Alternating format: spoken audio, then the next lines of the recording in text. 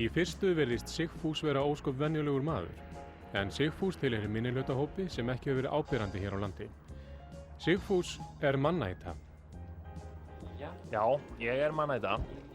Ég hef farið eftir því mottó í gegnum lífið að maður er það sem maður borðar. Líf verður ekki breytt.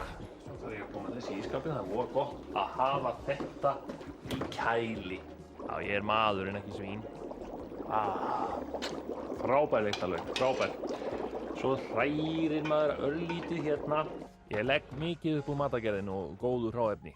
Baka til dæmis mjög mikið. Svo hef ég sérstakt dálæti á ömmubrauði. Og þá sérstaklega með mömmusultu og krakkaosti.